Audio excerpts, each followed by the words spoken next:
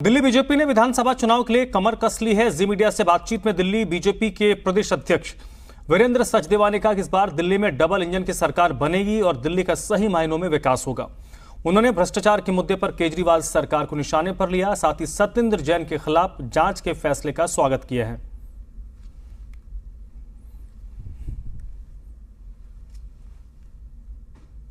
हमारे साथ बात करने के लिए भाजपा प्रदेश अध्यक्ष वीरेंद्र सचदेवा जी हैं। सर, आज कार्यकारिणी की बैठक है, मुद्दे क्या है, किन किन मुद्दों को लेकर के आप लोग ये कार्यकारिणी की बैठक? प्रदेश कार्यकारिणी एक रोड मैप होता है, आने वाले कुछ समय में हम लोग कैसे काम करने वाले हैं और पिछले समय में जो काम किया उसकी समीक्षा होती है। हमने इस प्रदेश कार्यकारिणी के माध्यम से दिल्ली की जनता का धन्यवाद किया है कि दिल्ली की 7 सीटों पर कमल खिलाकर माननीय प्रधानमंत्री श्री नरेंद्र मोदी जी को अपना आशीर्वाद देकर दिल्ली की जनता ने जो उपकार किया उसके लिए हमने उनका आभार प्रकट किया है। और साथ ही साथ इस कार्यकारिणी में आने वाले समय में दिल्ली विधानसभा चुनावों को लेकर उसकी तैयारी की चर्चा की गई है और इस संकल्प को दोहराया गया है कि जिस तरह से लोकसभा में विजय हासिल की है उसी एक मुख से काम होकर उसी दिशा में काम कर कर हम लोग माननीय प्रधानमंत्री के नेतृत्व में दिल्ली में भी डबल इंजन की सरकार बनाएंगे। दिल्ली से इस भ्रष्टाचारी सरकार से निजात दिलाना बहुत ज़रूरी है जिसने दिल्ली की जनता को लूटा है। अब दिल्ली एक बेहतर दिल्ली बने, सुंदर दिल्ली बने, उस दिशा में काम करने की ज़रूरत है।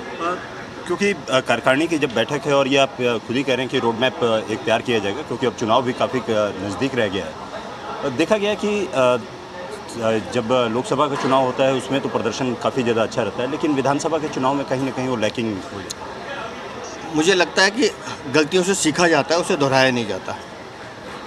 पिछले 6 दशक में भारतीय जनता पार्टी एनडीए पहली बार हुआ है कि तीसरी बार लगातार कोई सरकार अपनी बना रहा है माननीय नरेंद्र मोदी जी के नेतृत्व में। तो जब 6 दशक में ये हम काम पहली बार कर सकते हैं तो दिल्ली का सूखा भी समाप्त होगा और दिल्ली में भी भारतीय जनता पार्टी का मुख्यमंत्री होगा। डबल इंजन की सरकार बनने जा रही है। डबल इंजन की सरकार भी बनेगी और बेहतर दिल्ली बनने की तरफ काम भी शुरू होगा। एक और चीज़ है, क्योंकि तमाम देखा जाए तो वो दावे आम आदमी पार्टी की तरफ से भी किया जाता है कि उन्होंने बेहतर काम किया है यहाँ पर।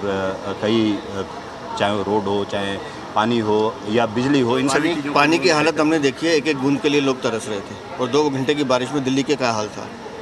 जहाँ तक रोड की बात है वो केंद्र सरकार का काम है, सबने देखा है कैसे हाईवेज तैयार किए गए हैं। दिल्ली की सरकार ने काम नहीं, काम तमाम किया है।